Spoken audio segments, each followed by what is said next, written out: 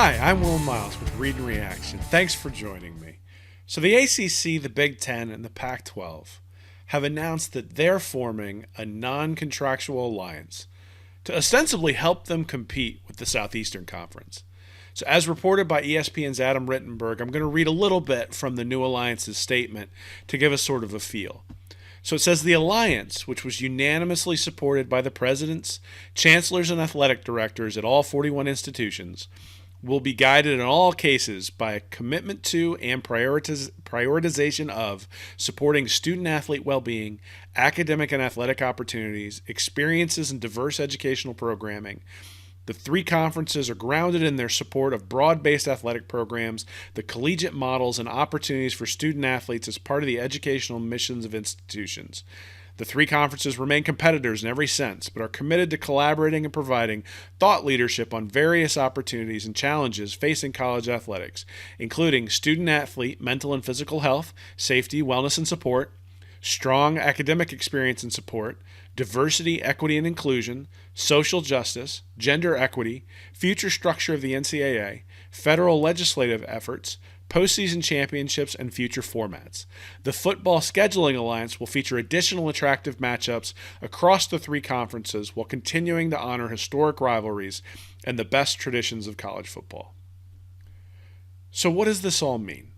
Well, I thought it might be helpful to start by defining the word alliance. And an alliance is a union or an association that's formed for mutual benefit. That's it. It's not contractual.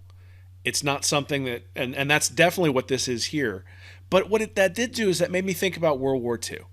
And the United States and Great Britain were part of the Allied forces, and Germany and Russia, at least initially, were part of the Axis powers. And so that begs the question, who is who in college football right now? As I mentioned, Russia was originally on Hitler's side. They weren't exactly friendly, but they weren't open enemies either. But then Hitler made a strategic blunder, really one of the biggest strategic blunders of the war. He decided to invade Russia and fight the war on two fronts. He was able to really be pretty successful in Russia. They had the most casualties during the war. But in the end, fighting the war on two fronts was a major reason that Germany was defeated by the Allies. And had that alliance between those two powers remained strong, we might all be speaking German, but it was an alliance of convenience, not of shared values. And that's what this Big Ten, Pac-12, and ACC alliance looks like to me. It's a marriage of convenience out of fear that the SEC is going to run college football. You don't release a statement making it clear that, quote unquote, all 41 institutions are on board if you're not worried about some of them jumping ship. But there are two major problems with this alliance. The first is that the SEC has been running college football for years and even really decades now and will continue to run college football. The best players are in the South, and they want to play in the SEC. And adding Texas and Oklahoma to that conference cemented that in everyone's mind. And the second is that the SEC has one overarching value that binds the teams together: money. Whereas this new alliance has one overarching value that binds them together, and that's fear. So while the SEC is going to make financial decisions best for its members, teams in the ACC, Big Ten, and Pac-12 are going to be making decisions from a place of fear. They've already proven it by forming this alliance, which is purely a play to not be complete doormats for the SEC. But are you telling me that if the SEC starts deciding to pick off various teams from these conferences, that they're going to say no because of a non-contractual alliance or because they feel bad for their fellow programs? I mean, ask Texas and Oklahoma that question. They didn't hesitate when the invitation came. And make no mistake, if the SEC decides it's worth it, I think they'll go and raid the pantry one by one. I wrote a while back, and I still believe that Rutgers might actually be the most valuable property out there of any of these teams. Because the one thing that college football has really failed to do is to capture the hearts and minds of the New York market. And while Rutgers has zero history, with the new name, image, and likeness rules that are being put in place, it's pretty conceivable that the right coach for an SEC member Rutgers could sell the benefits of New York to prospective players.